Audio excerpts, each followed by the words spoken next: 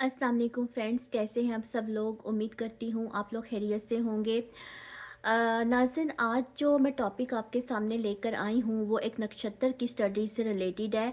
तो आज मैं बात करूँगी ज्येष्ठ नक्षत्र की। ठीक है।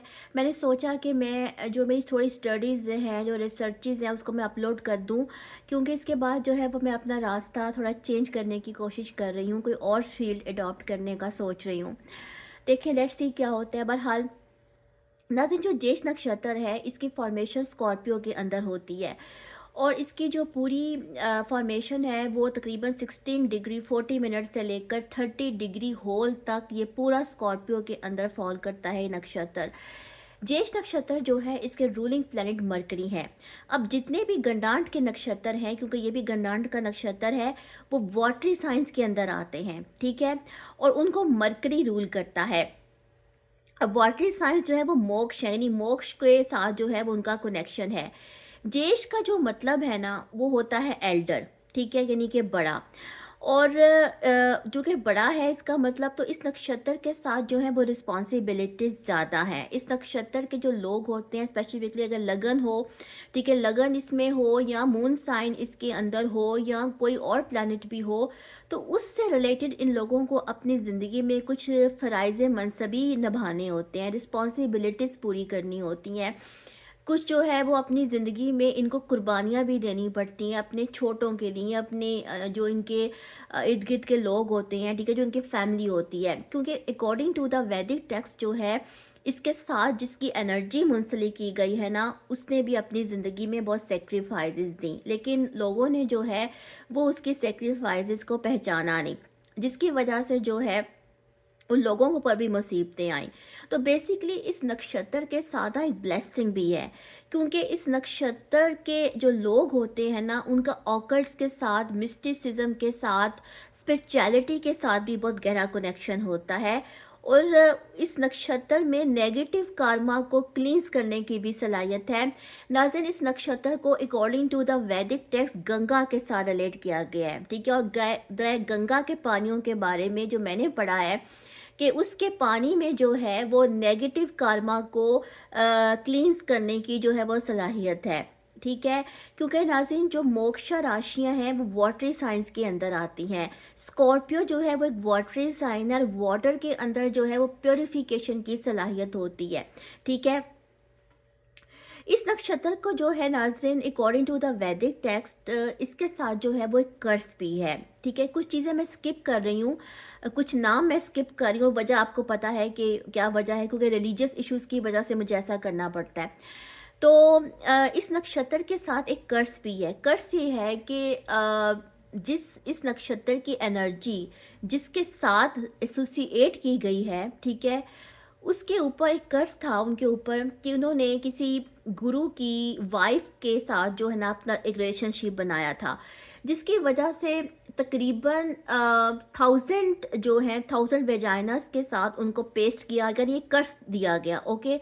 और उसके बाद उन्होंने 1000 साल तपस्या में गुजारी ताकि वो इस कर्ज से निजात हासिल कर सकें। तो उसके बाद जो है उनको शक्ति दी गई, शक्ति किस सूरत में दी गई कि 1000 उनको आंखें जो हैं वो दी गई। ठीक है। यानी आप ये समझें कि एक किस्म की जो है वो अवेयरनेस दी गई, एक किस्म की स्पिरिचुअल अवेकनिंग दी गई। ओके। दूसरे लफ्ज़ों में आप इसको ये समझ लें। तो ज्येष्ठ नक्षत्र के साथ भी स्पिरिचुअल अवेकनिंग है, क्योंकि स्कॉर्पियो के अंदर इसकी फॉर्मेशन होती है। ओके। और स्कॉर्पियो जो है वो मोक्ष की राशि है।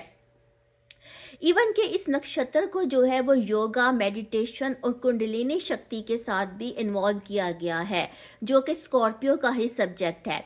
ऑब्वियसली स्कॉर्पियो जो है नाज़रीन, वो एक बहुत ट्रांसफॉर्मिंग जो है वो राशि है। और अकॉर्डिंग टू द वैदिक टेक्स्ट, जो ज्येष्ठ नक्षत्र की एनर्जी इस राशि के अंदर आती है, उसको एक जो एनिमल सिंबल दिया गया है, यानी कि जो एनिमल स्पिरिट उसके साथ इन्वॉल्व की गई है वो डियर की है। डियर ऑफ द सोमा उसको कहते हैं।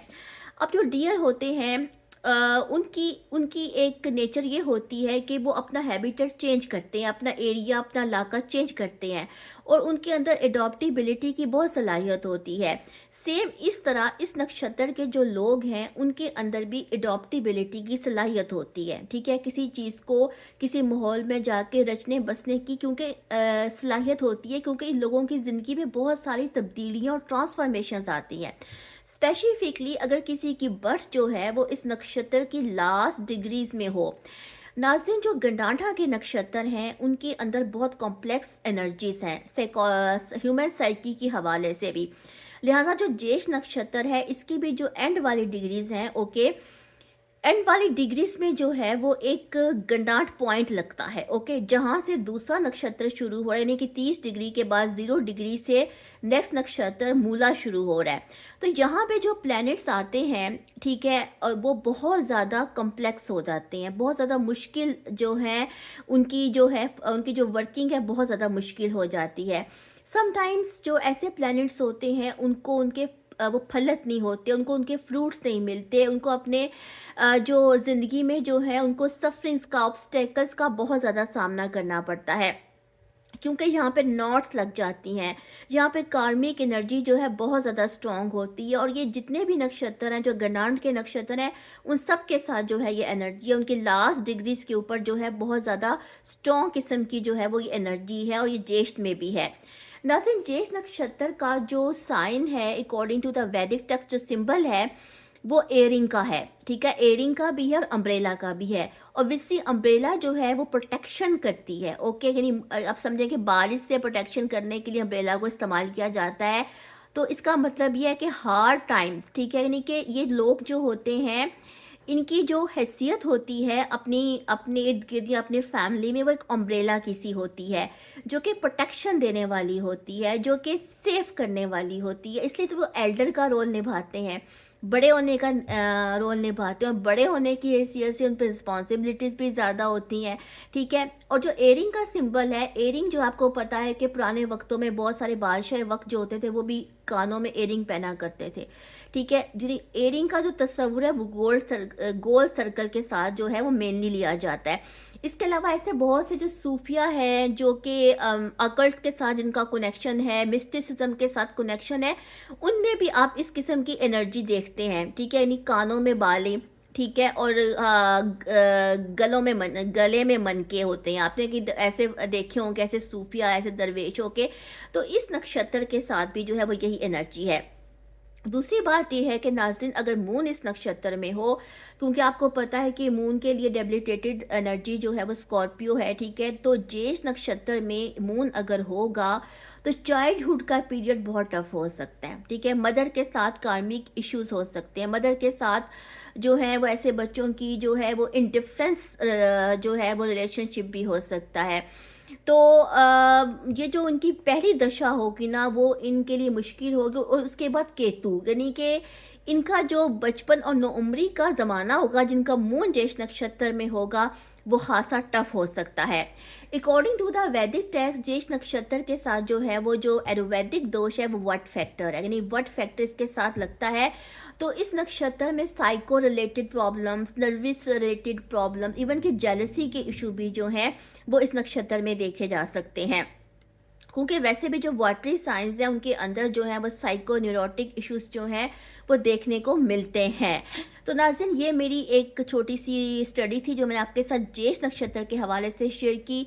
इंशाल्लाह किसी और टॉपिक के साथ आती हूँ, तब तक के लिए अल्लाह हाफिज़।